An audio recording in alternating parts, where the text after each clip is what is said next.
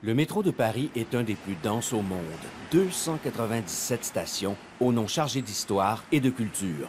Un réseau urbain plus que centenaire dont le maillage serré ressemble à un parcours de musée. Directement de la Porte Dorée dans la Ville Lumière, bienvenue à Paris bouche à bouche, la série qui vous parle de Paris par les bouches de son métro. La station Porte Dorée s'ouvre à l'immigration.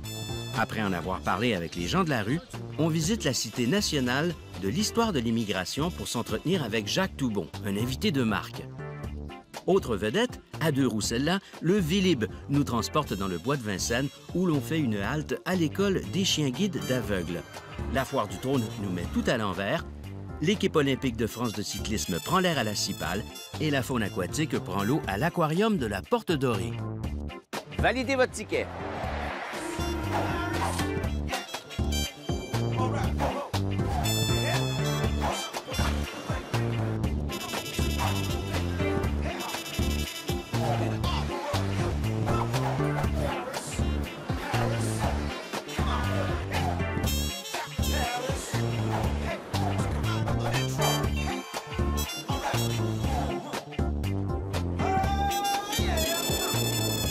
Prochaine station, Porte Dorée. Il y a 26 stations du métro parisien qui portent un nom de porte. Ce qui porte à penser qu'on pourrait faire 26 émissions de Paris bouche à bouche portant un nom de porte, une sorte de Paris porte à porte. Hey, c'est une super idée de concept, ça, Martin. Ah oui, on frapperait à plein de portes pour s'entretenir avec plein de gens intéressants qui nous parleraient essentiellement de portes. Oui, celle qui s'ouvre, celle qui se ferme, celle qui claque. Comme au théâtre. Eh oui, Bruno. Ainsi va la France.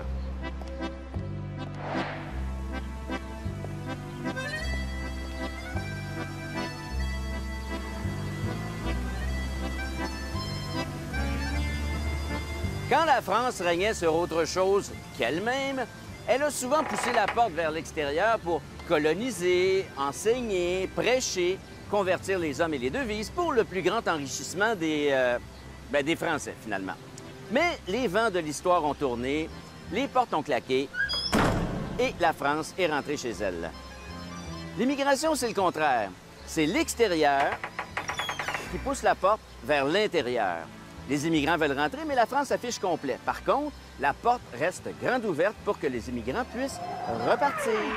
Parce que les étrangers viennent en France pour faire du shopping puis claquer leur blé en touriste, OK, mais il faut qu'ils repartent. Ils ne peuvent pas rester, on ne peut pas les garder. Enfin, pas tout le monde, il y a des critères, c'est très compliqué. Dans cet épisode consacré à la station Porte Dorée, porte ouverte à l'immigration.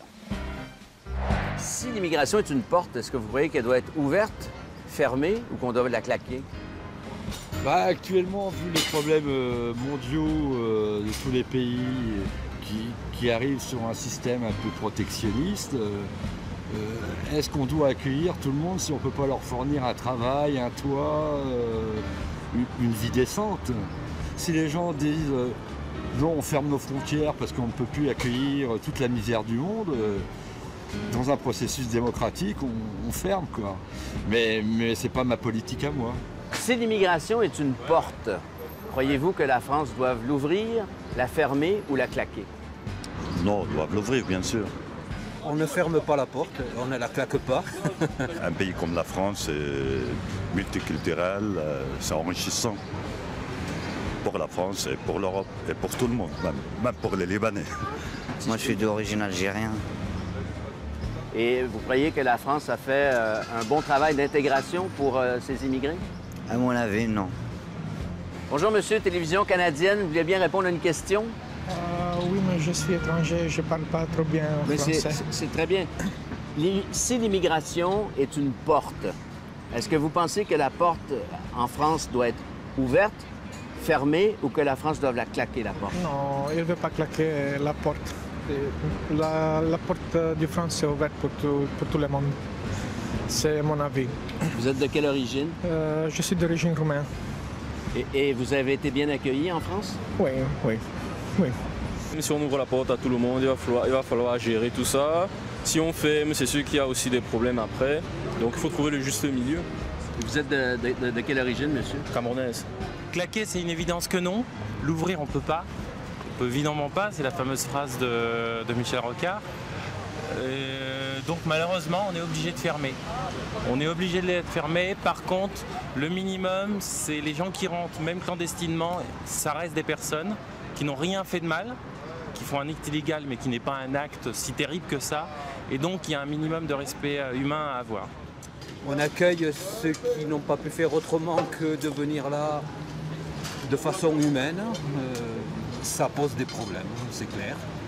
Et surtout, il faut repenser, comment dire, les grands équilibres économiques au plan national, international et tout ça, quoi. C'est la France est un pays suffisamment riche en termes d'histoire et de culture pour effectivement se suffire en elle-même. Mais on ne se suffit jamais réellement complètement en soi-même. Donc effectivement, un petit peu plus d'ouverture, un petit peu plus de modestie ferait pas mal à la France. Depuis le 10 octobre 2007, le Palais de la Porte Dorée abrite la Cité nationale de l'histoire de l'immigration. C'est le plus récent musée parisien à alimenter la controverse. Mais la Ville Lumière en a vu bien d'autres au bout du tunnel. Conçue à la fois comme un musée et un centre de culture, la Cité nationale de l'immigration est installée dans l'ancien musée des colonies. Le symbole ne saurait être moins clair. Le Palais Doré a été construit pour l'exposition coloniale de 1931, une époque où la France rayonnante répandait ses bienfaits sur les continents africains et asiatiques en rapportant 1000 trésors. Il y a eu des appels au boycott contre cette exposition coloniale. Un comité à la tête duquel était Albert Einstein. Il y a eu de très nombreux tracts des surréalistes, ne visitez pas l'exposition coloniale. Un appel au boycott de la CGTU. Il y a eu une contre-exposition organisée au Grand Palais. Mais malgré cela, des centaines de milliers de Parisiens sont allés trouver dans le bois de Vincennes l'exotisme des colonies françaises, sont allés voyager et sont allés à la rencontre, si rencontre il y a eu et il peut y avoir dans ces conditions, des peuples d'Afrique et d'Asie qui y avaient des pavillons. La façade du palais est recouverte d'une fresque monumentale de 1200 mètres carrés, sculptée par Alfred Janniot. Un voyage imaginaire aux confins des colonies, gravé dans la pierre du palais Mordoré, dont les murs rappellent l'âge d'or des colonies. Colonisation et immigration. Deux portes que la France a ouvertes, fermées ou claquées à maintes reprises au cours de son histoire. La colonie a donné, on s'y intéresse moins. Mais l'immigration, elle, continue et la France doit s'adapter. Elle va y mettre le temps. Le projet d'un musée de l'immigration à Paris ne date pas d'hier. Depuis 20 ans qu'on en débattait dans l'arène sociale et politique.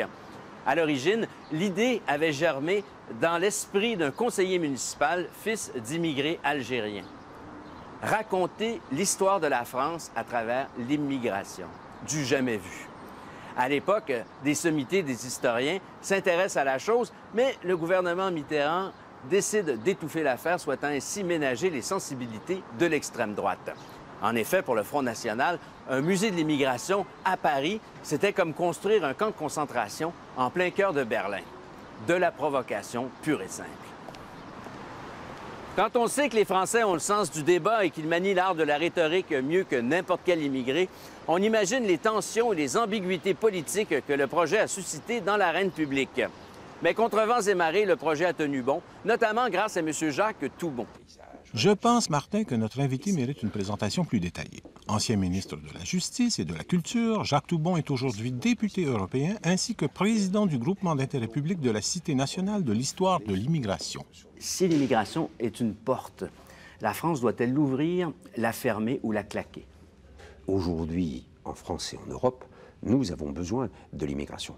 L'ouvrir, mais simplement l'ouvrir de telle sorte que nous contrôlions l'immigration qui rentre en Europe et en particulier que, bien entendu, l'immigration ne se fasse pas au profit de ceux qui exploitent les immigrants et en particulier toutes les filières de passeurs et de clandestins.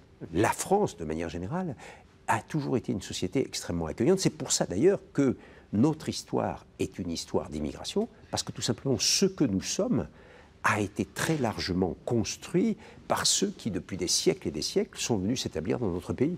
Mais en tout cas, il est clair qu'aujourd'hui, le monde d'aujourd'hui, c'est justement le monde où la porte n'est pas fermée. Ou bien lorsqu'elle est fermée, de toute façon, elle peut être franchie de toutes les manières, et ne serait-ce que par exemple par l'Internet.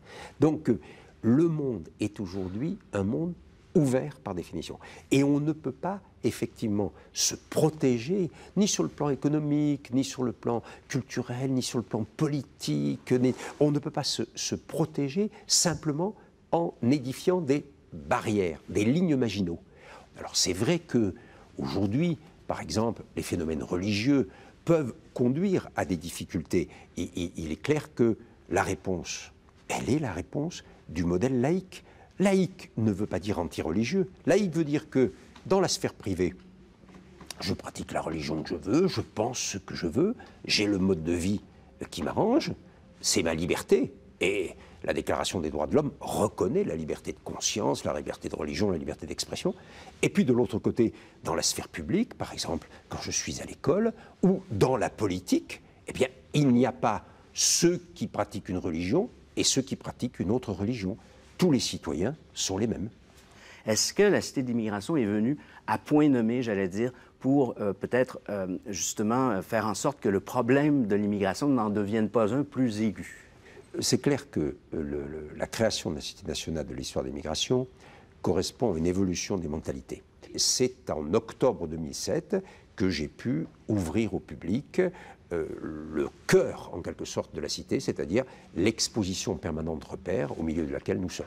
L'ensemble de l'exposition permanente est constitué autour d'une scénographie qui comporte les tables de repère avec l'histoire, qui comporte des instruments audiovisuels, des œuvres d'art et aussi des objets personnels et des témoignages personnels qui racontent des histoires individuelles, c'est-à-dire que nous présentons à la fois la grande histoire collective et puis les histoires singulières. Et je crois que nous réussissons à travers cela à faire passer une connaissance qui est une connaissance en soi aride, mais que nous essayons de rendre humaine.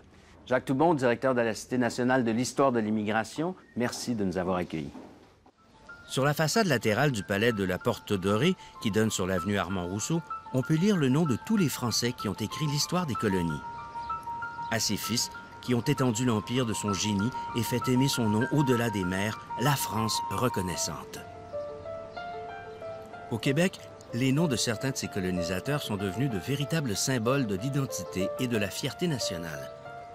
Par contre, en Algérie, en Afrique ou en Indochine, les noms des colonisateurs français sont retombés dans l'anonymat.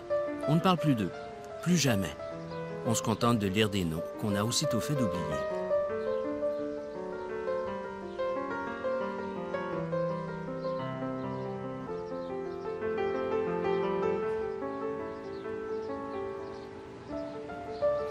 La star incontestée de la Porte Dorée, c'est cette brillante statue de 10 mètres de hauteur qui surplombe une fontaine en cascade alimentée par 4 jets d'eau. Située sur la place Édouard-Renard, la statue représente la guerrière Athéna. Armée d'une lance, elle symbolise la France apportant la prospérité et la paix aux colonies. La France guerrière et armée, apportant la paix. Athénée la guerrière monte la garde sur l'avenue Daumesnil et la Porte Dorée. La statue regarde vers le centre de Paris, faisant dos au bois de Vincennes. Paris est flanqué de 2 bois qui lui servent de poumons. À l'ouest, l'assistance respiratoire est prodiguée par le bois de Boulogne, qui se trouve tout juste à l'extérieur des limites de Paris. À l'est, le bois de Vincennes assure l'oxygène de proximité, puisque la forêt empiète directement sur le 12e arrondissement. Le bois de Vincennes est le plus grand espace vert parisien. Vestige de l'ancienne ceinture de forêt qui entourait Lutèce, ce vaste parc arboré dispose de pelouses, de jardins, de lacs et de sentiers, où la faune et la flore composent un labyrinthe de verdure hautement civilisé. Pour faire le tour du bois de Vincennes au complet à pied, en explorant ses 1001 coins, et croyez-moi, je les ai comptés, il y en a 1001, en incluant le coin-coin des canards, il faudrait compter plus d'une semaine. Mais si vous ne disposez que d'une journée ou de quelques heures, soyez fous, faites comme moi, louez un Vélib. Depuis quelques années, la Ville Lumière s'est dotée d'équipements de location de bicyclettes en libre service. Abonnement courte durée. Louer un vélo à Paris est devenu un jeu d'enfant. À condition d'être un enfant qui possède une carte de crédit européenne ou internationale munie d'une puce électronique ou alors d'une carte d'abonnement Vélib. insérez votre carte et suivez les instructions sur le terminal de paiement. Top. Et les instructions vont apparaître ici. Vous avez choisi « Retirer votre vélo ». Voilà, c'est très bien. La première demi-heure d'utilisation est gratuite. La demi-heure suivante est facturée 1 €, la suivante 2 €, puis chaque nouvelle demi-heure 4 €. Vous aurez compris qu'il vaut mieux louer un Vélib le moins longtemps possible, quitte à en changer souvent. Un jeu d'enfant. Soyons clairs dès le départ, les Vélib ne sont pas destinés aux jeunes enfants. Il faut être âgé d'au moins 14 ans et mesurer minimum 1,50 m. Moi, ça va, ça part juste. Dernière recommandation avant de louer un Vélib, vérifiez bien l'équipement. Est-ce que les pneus sont bien gonflés? La chaîne est-elle en place? Le panier est-il solide? Certains codes ont été développés par les utilisateurs. Par exemple, une selle orientée dans le mauvais sens signifie que le vélo est en panne. Parfois, il n'y a pas besoin de code et l'état du vélo parle de lui-même. À ceux qui se posent la question, est-ce qu'il y a des stations Vélib dans le bois de Vincennes? La réponse est oui. On va pouvoir descendre et accrocher son Vélib. La prochaine se trouve juste au détour du lac Daumesnil, un peu plus loin. Il y a plus de 1200 stations Vélib à Paris et leur nombre va sans cesse croissant. Le service fonctionne 24 heures sur 24, 7 jours sur 7. Notre balade au bois de Vincennes commence par le tour du lac Daumesnil. Créé vers la fin du 19e siècle, lors de l'aménagement du parc par l'ingénieur Alphand, cette étendue d'eau artificielle est l'un des 4 lacs du bois de Vincennes. Tous plus artificiels les uns que les autres, ces lacs forment un réseau hydraulique alimenté par les eaux de la Seine. Fréquenté par de nombreuses espèces d'oiseaux aquatiques et de visiteurs sympathiques, le lac Daumesnil comporte 2 îles accessibles par des ponts, l'île de Reuilly et l'île de Bercy.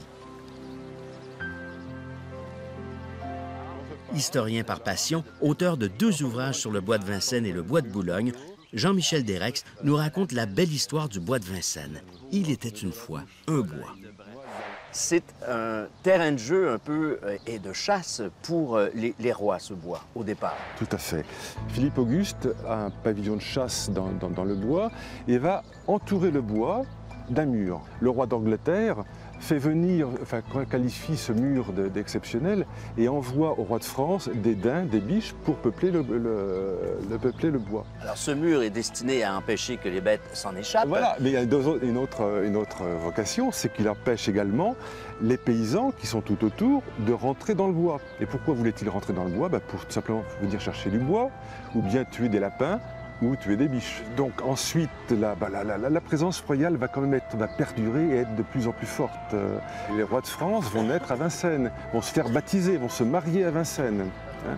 Et donc la période, l'apothéose de cette période, c'est Charles V qui va véritablement en faire le centre de la France, avec ce donjon qui est le symbole de la royauté, en quelque sorte. Et donc on arrive, après ce périple historique, avec Napoléon qui va redonner une vocation militaire au bois de Vincennes. Napoléon Ier qui va mettre les prémices, parce que la vocation militaire, elle va surtout être déclenchée par Louis-Philippe. Louis-Philippe va transformer ce bois en faisant un champ de tir avec un polygone, va également faire la cartoucherie, qui est aujourd'hui un théâtre. Qui est aujourd'hui un théâtre, un ensemble de théâtres. Et il y a donc tout un complexe militaire qui s'installe à partir de Louis-Philippe. Alors, le bois tel qu'on le voit aujourd'hui, il date de Napoléon III. C'est l'ingénieur Alphand à qui Napoléon III fait appel. C'est lui qui a réalisé notamment les aménagements du parc des Buttes-Chaumont. Oui. Alors, parlez-nous d'Alphand et de cette allure qu'il a donnée au bois qu'on lui connaît aujourd'hui. Alphand est en fait un aménageur paysagiste qui va complètement façonner et le bois de Boulogne et le bois de Vincennes. L'architecture post-romantique qu'il peut mettre dans le bois. On a cette tendance... la gloriette. C'est la gloriette, c'est le temple d'amour. Et donc là, c'est une œuvre d'Alphand. Et le décor de cette gloriette, de ce temple d'amour, n'est pas sans s'en rappeler celui des Buttes-Chaumont, où il y a également une grotte qui est magnifique. Alors, celle du bois de Vincennes est plus petite, elle est un peu moins facilement accessible, et elle donne sur le lac Daumesnil. Le lac Daumesnil qui est un lac artificiel, parce qu'à Vincennes, il n'y a pas d'eau. Il n'y a pas d'eau. Il n'y a pas d'eau, le terrain, c'est une éponge, hein, donc l'eau, elle passe. Qui vient au bois de Vincennes? Je dirais qu'il y a une faune du jour et une faune de la nuit. Les gens se concentrent autour des lacs, ça c'est important. Et puis il y a d'autres lieux, notamment là on entend la Foire du Trône, c'est un autre lieu de concentration. Il y a aussi le parc floral qui est un lieu important. Bon, ça c'est les grands centres d'activité, je dirais, du jour.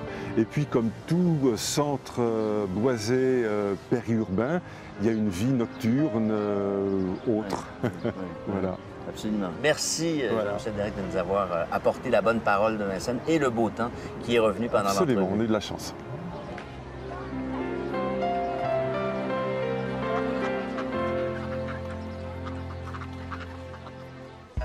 Située à proximité de l'île de Reuilly, sur la route de la ceinture du lac Daumesnil, la pagode du bois de Vincennes est le siège de l'Institut international bouddhique. Elle est logée dans l'ancien pavillon du Cameroun et du Togo, conçu à l'occasion de l'exposition coloniale de 1931.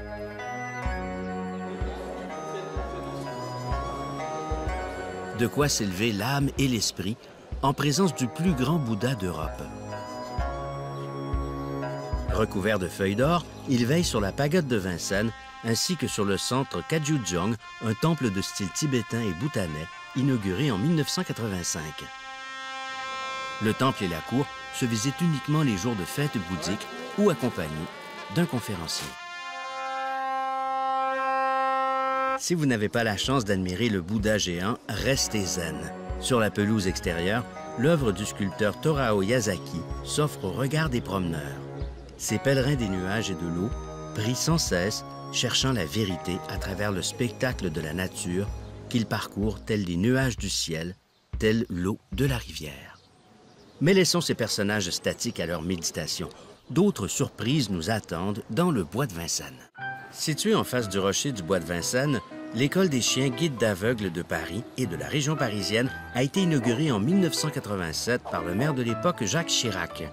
Après avoir fêté son 20e anniversaire en 2007, l'école avait formé en 2009 663 chiens qui ont été remis à des non-voyants, en plus d'assurer le suivi de 260 équipes de maîtres chiens guides. L'école s'occupe également d'une centaine de chiens guides retraités. L'École des chiens guides est notamment financée par la mairie de Paris, le Conseil régional d'Île-de-France et divers organismes à vocation caritative comme la Fondation RATP. On rencontre Sophie Gillet, responsable de la Fondation.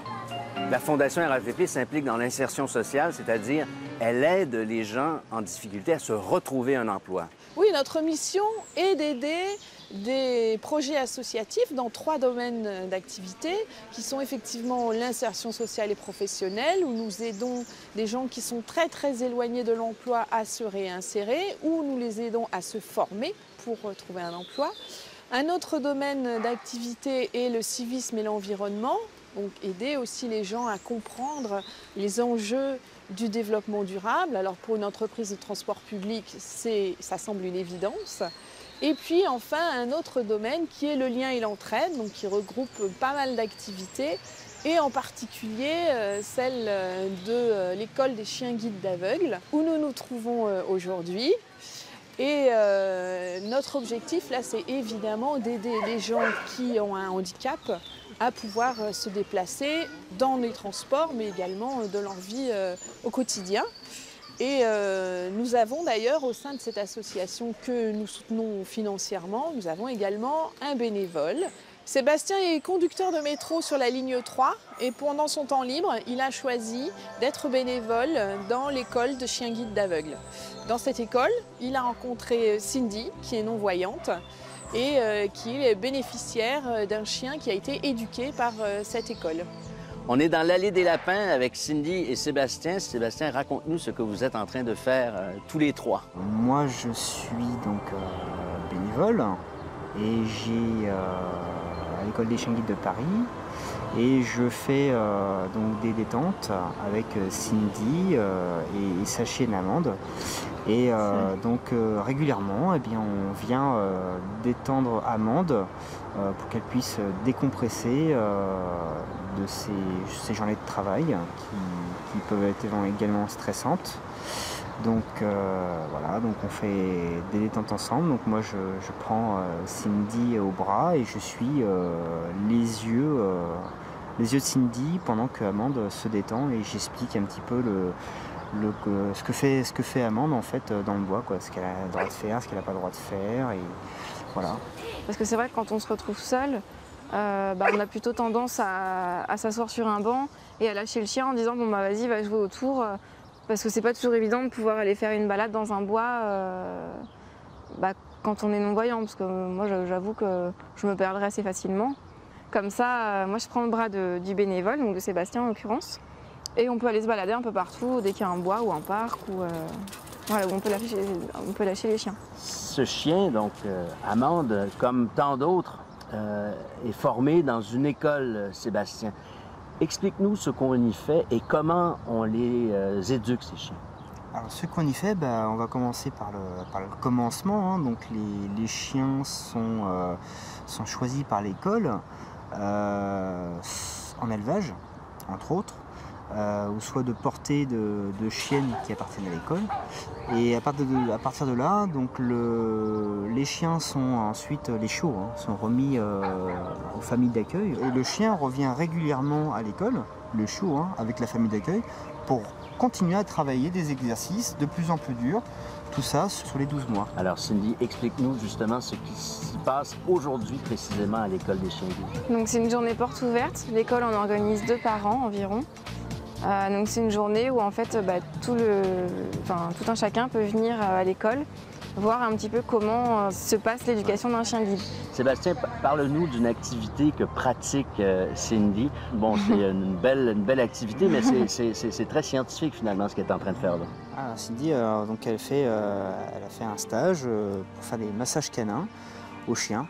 En fait, la première étape, donc ça s'appelle la prise de contact.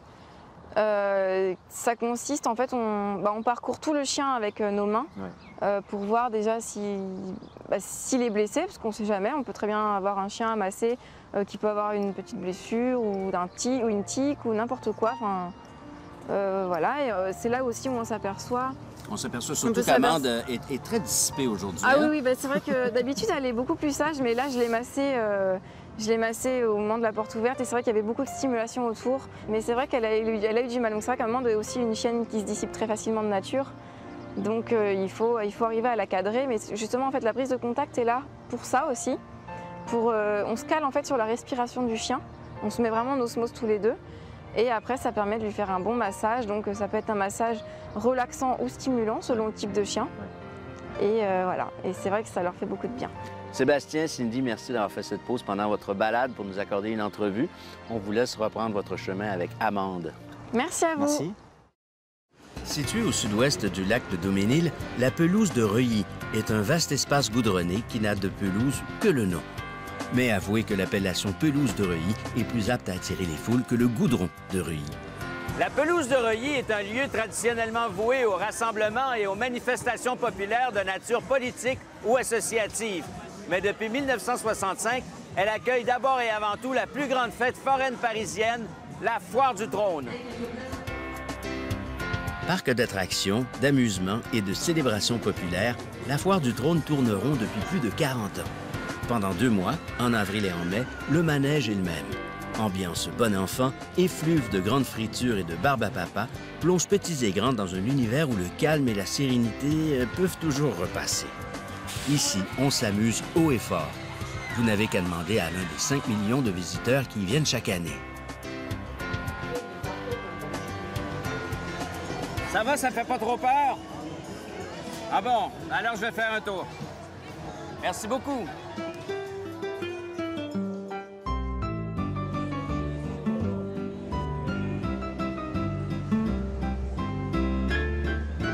Dis donc, Martin, t'as pas l'air rassuré.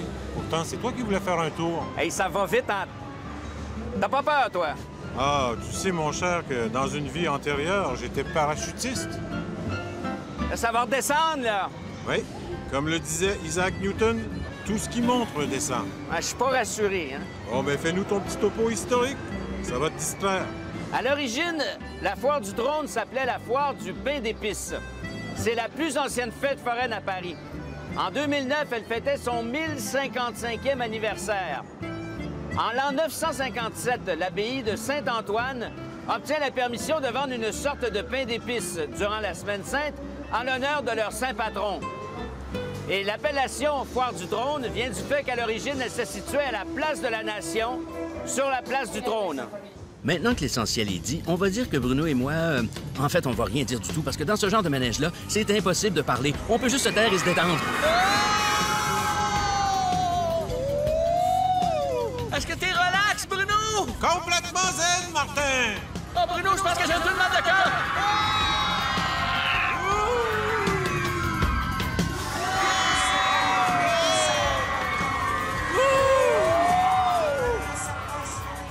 Bon, je finirais bien par un petit tour de train ou de bateau, moi, mais j'ai le mal des transports. Moi, c'est pareil. La navigation, je suis pas capable. Écoute, moi, je sais pas comment ils font, là. Regarde-moi ça. Ils ont peur de rien à cet âge-là. Si la Foire du Trône est la grande reine de la pelouse de Reuilly en avril et en mai, la petite reine, elle, règne toute l'année sur la piste du Vélodrome Jacques-Anquetil. C'est là que je me dirige en Vélib pour une visite de ce lieu mythique qui marqua du milieu des années 60 au milieu des années 70 l'arrivée du Tour de France. Je vous invite à rencontrer M. Joël Boissin, directeur du Vélodrome Jacques-Anquetil. On l'a vu courir quand on est arrivé. Il nous raconte maintenant la grande histoire de la Cipale, le seul vélodrome encore ouvert dans Paris. Joël Boissin, la Cipale, comme on l'appelle, a connu les grandes heures du cyclisme français. Ça remonte à quand, l'histoire de la Cipale? La Cipale, donc, elle a été construite dès 1896, finie pour 1900, pour les Jeux Olympiques de 1900. Et d'ailleurs, vous parlez de terme de Cipale, c'est le diminutif de vélodrome municipal. C'est la terminaison de municipal. Au lieu de dire je vais au vélodrome municipal, je vais à la Cipale. Est-ce qu'il y a eu une menace qui a plané sur le vélodrome? Absolument. Il y a eu une époque, dans les années 65-70 déjà, des recherches peut-être d'une destination future de cet environnement, parce que ça représente 8 hectares quand même. C'est énorme. Voilà, donc c'est en plein cœur de Paris ou en plein poumon de Bois de Vincennes parisien. C'est vrai qu'effectivement, ça pouvait intéresser des immobiliers. Or, bon, il y a eu des associations qui ont eu la présence d'esprit de se constituer pour défendre cet écrin, parce qu'on peut parler de terme d'écrin, et qui ont fait la préservation, et donc ce bâtiment a été classé monument historique, et donc du coup, il est préservé. C'est quand même un édifice patrimonial fabuleux. C'est une architecture de Eiffel. Quand on voit, c'est la même réalisation que la Tour Eiffel. C'est symbolique, c'est chargé d'histoire, et il y a toute une âme historique. Jacques-Anquetil a donné son nom à ce stade. Qu'est-ce qu'il avait d'exceptionnel, Jacques-Anquetil? Quelle était sa force sur un vélo? Donc, il était originaire de Quincampoix, en Seine-Maritime, en Normandie. Il était donc des années 55 à 65, ses grandes années phares. Et sa spécialité, c'était le contre-la-montre. D'ailleurs, sa première grande course où ça l'a révélé au grand public, c'était dans un Grand Prix des Nations.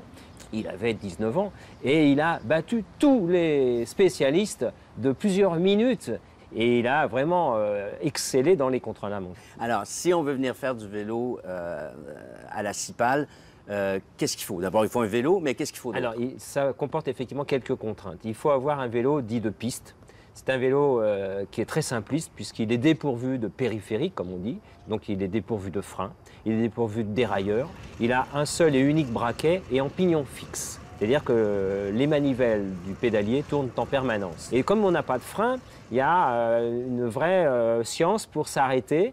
Donc, mais bon, ça s'acquiert très vite. Alors par contre, il y a aussi un peu cette appréhension d'aborder les virages, parce qu'on rentre dans des virages qui sont inclinés. Ici, c'est incliné à 30 degrés. C'est pas le plus important, parce que comme la piste fait 500 mètres, si la piste faisait 250 mètres, ça pourrait être incliné à 60 degrés. Donc vous imaginez, c'est comme une piste de pente de ski.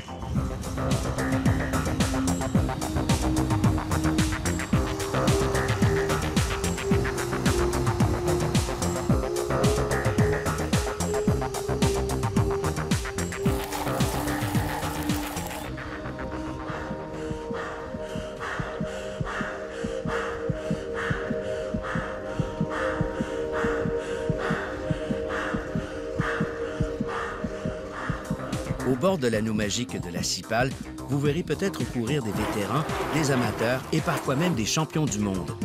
L'équipe olympique de France cycliste vient régulièrement s'y entraîner, question de prendre l'air. Florian Rousseau, entraîneur de l'équipe de France de cyclisme, vous êtes médaillé d'or à Atlanta en 96, à nouveau médaillé d'or à Sydney en l'an 2000. À s'entraîner à la Cipale, c'est bon pour le corps, mais c'est aussi bon pour l'esprit, parce que c'est un lieu qui est chargé d'histoire. Ouais, c'est un lieu mythique, la Cipale, hein. Ici, il y a eu les Jeux, et puis de nombreuses arrivées du Tour de France, et puis pour les pistards, de nombreux Grands Prix de Paris. Et ici, il y avait 10 000 personnes, donc c'est chargé d'histoire. Et puis, dans la préparation de notre équipe, ça nous permet de casser un petit peu la routine de notre vélodrome à l'INSEP. Et surtout, ici, c'est un vélodrome où la piste est un peu rugueuse, en ciment, c'est un petit peu plus difficile. Et donc, après, quand on se retrouve sur des vélodromes avec un revêtement en bois, c'est beaucoup plus facile. Et puis, ça permet aussi de se retrouver à l'extérieur. Donc, même si c'est difficile, les coureurs apprécient énormément de venir s'entraîner ici. Entraînement cycliste, mode d'emploi. À l'avant, la moto est pilotée par l'entraîneur de l'équipe, Florian Rousseau. En créant un appel d'air, la moto permet aux coureurs alignés derrière d'offrir moins de résistance au vent. Les coureurs sont roue dans la roue. Quelques centimètres à peine les séparent les uns des autres. À un signal donné, un coureur grimpe dans l'ovale pour modifier sa vitesse avant de retrouver une place dans le peloton. Le cyclisme en équipe est une affaire de stratégie que les entraînements permettent de peaufiner jusqu'à la perfection. L'anneau de la Cipale est fréquenté par des champions, mais aussi par des passionnés du vélo qui viennent s'y entraîner pour la forme et le plaisir. C'est notamment le cas du comédien Pierre Douglas. Pour lui, c'est vital et ça lui permet de garder une forme olympique. Qu'est-ce qui vous amène à la Cipale? L'histoire, la bonne forme physique, pourquoi vous venez ici régulièrement? Il y a presque 2 éléments de réponse dans votre question. L'histoire, parce que j'ai toujours été passionné par le vélo depuis toujours. Et puis d'autre part, le fait que je sois un homme de scène depuis très longtemps. J'ai besoin d'être en forme pour être sur scène le soir. Et l'activité physique en général et le vélo en particulier me font beaucoup de bien. Donc je m'entraîne avec Joël derrière sa moto et il me donne des conseils et il me fait faire des sprints. Il me permet de rentrer chez moi en forme pour être impeccable sur scène, enfin pour être le mieux possible sur scène. Mais il est un fait que le vélo, je fais un petit peu de tennis aussi, mais le vélo vraiment me permet d'avoir une bonne condition physique parce que bon, je vais avoir 68 ans et le temps passe. Donc je me dis dans 2 ans, j'aurai 70 ans, j'arrive pas à croire le chiffre, mais en fait je crois que c'est dans la tête que ça se passe, quoi. Faut plutôt être fier de chiffres à partir du moment où physiquement on s'entretient et on arrive à suivre. La moto sur une piste de vélodrome n'est pas du tout incongrue. Elle a un c'est un vrai usage accessoire. précis. C'est un vrai accessoire qui permet de passer des seuils qu'on ne peut pas atteindre seul. Et elle a un double aspect, elle crée aussi un leurre. C'est-à-dire que ça fait comme un lièvre, comme un peu une course de lévrier. On a un lièvre devant et donc on est attiré et on a une mission à accomplir, donc de ne pas quitter ce sillage. Et donc c'est un exercice qui permet de passer des seuils, passer des caps et qu'après on peut reproduire en course en s'aidant des adversaires. Puisque eux, ils ont des vitesses, voilà, il y a des moments donnés, la course va en s'accélérant. Et comme on a pu reproduire à l'entraînement cette phase d'accélération, on peut, à ce fait, dans les compétitions, la reproduire. Bon, moi, Joël, ça fait très longtemps qu'on se connaît, ça fait plusieurs années que je m'entraîne avec lui. Il est un fait que quand il n'est pas là, je suis moins poussé à venir. C'est ce que je disais, c'est le phénomène de l'heure. L'équipe, c'est important pour le moral aussi, parce que c'est dur le vélo. Mais si j'étais tout seul, ça ne serait pas du tout la même chose. C'est la dynamique de groupe, comme on dit. Eh bien, c'était la page cycliste de Paris bouche à bouche grâce à vous. Magnifique, l'accent canadien me fait une émotion. Il y a 25 ans, je suis allé tourner un tout petit rôle, je suis allé à Montréal, et c'était le plus grand metteur en scène canadien qui s'appelle Gilles Carle, qui m'a fait tourner. J'ai tourné une scène avec Gilles Carle et avec Véronique Jeannot. J'ai fait l'aller-retour à Montréal. Et j'ai découvert cet accent. Ne changez rien, mon cher ami, s'il vous plaît, ne changez rien. Mais l'ablation n'a jamais réussi. Elle n'a pas pris. Messieurs, merci beaucoup. C'est nous qui vous remercions. Merci beaucoup. Si ce n'était de ces habitués qui veillent sur lui comme un trésor archéologique, oubliés des Parisiens pressés qui ont d'autres stades à fêter, il y a fort à parier que le vélodrome Jacques Anquetil aurait disparu comme bien d'autres. Pour l'instant, le vélodrome de Vincennes est protégé par son bois, pourvu que ça dure. Outre la Cité nationale de l'histoire de l'immigration, le palais de la Porte Dorée abrite un aquarium. Situé au rez-de-chaussée de l'édifice, il a été créé en 1931 à l'occasion de l'exposition coloniale pour faire découvrir aux Parisiens la faune aquatique des pays tropicaux. L'aquarium est riche d'une collection de plus de 5000 espèces aquatiques réparties dans des bassins de différentes contenances. Tant par souci de volonté et de cohérence esthétique que pour la survie des poissons, les bassins contiennent tous de l'eau. Martin, ton humour fait de toi le candidat idéal pour aller occuper une place dans le bassin des piranhas. Merci, Bruno.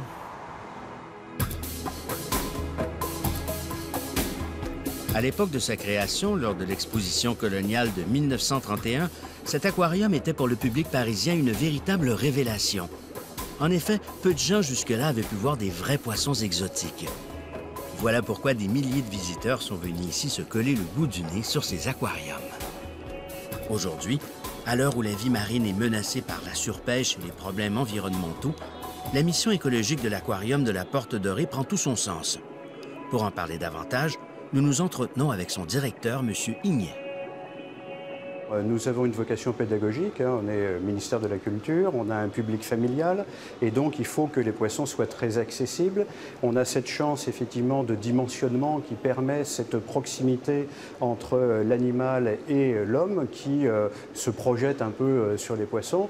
Je pense que les très grands aquariums permettent une approche que nous qualifions d'écosystémique. C'est plus une présentation effectivement de l'endroit où vivent les animaux que les animaux eux-mêmes.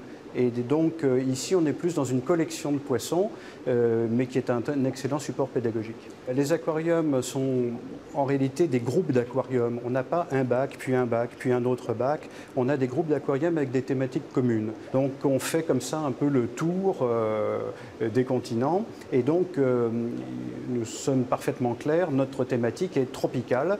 Donc on ne traite que de la zone intertropicale, que ce soit en eau douce ou en eau de mer. Est-ce qu'il y a des locataires qui sont ici depuis très longtemps? Oui, on a la chance d'avoir des longévités importantes. Ça peut surprendre d'ailleurs parce qu'on a en aquarium des longévités beaucoup plus importantes qu'en milieu naturel. Moins de prédateurs déjà? Absolument. Si on prend le cas du poisson clown, le fameux Nemo, on a des études scientifiques qui montrent que la majorité de ces poissons en milieu naturel ne dépassent pas 2 ans. Ici, on en a qui ont déjà une vingtaine d'années et j'ai eu la chance de travailler à la Com de Monaco avant de venir ici où on avait un animal qui avait dépassé 25 ans. Donc après, c'est presque nous qui manquons de registres. Bon, maintenant, on a une législation qui est très très claire, donc tous nos animaux sont suivis, mais ce n'était pas le cas auparavant. Donc on a des animaux dont on sait qu'ils sont anciens, mais dont on a du mal à appréhender vraiment la longévité. Alors, il y a une chose qui m'a beaucoup intrigué, c'est la signalétique des toilettes. Il y a 2 poissons qui indiquent la toilette des hommes et la toilette des femmes, et visiblement, les gens ne font pas la distinction. Vous avez été obligé quand même de rajouter un pictogramme d'un homme et d'une femme. Oui, absolument. Moi, je ne m'attendais pas à ce genre de questions, mais effectivement, bon, il y a un petit clin d'œil. On essaye d'avoir une signalétique qui soit légère, je dirais. Michel Ignet, merci de nous avoir accueillis à l'aquarium tropical. Vous vous situez donc au rez-de-chaussée du Palais de la Porte Dorée. On a parlé d'immigration avec M. Jacques Toubon ce matin. Et une dernière question, est-ce que les poissons s'intègrent bien dans l'eau? Ah, tout à fait, oui, nous avons cette chance. Merci, Michel. En conclusion, la station Porte Dorée, c'est la porte ouverte sur un palais, un bois et un grand pan du cyclisme français. Bref, la Porte Dorée, Bruno et moi, on a adoré.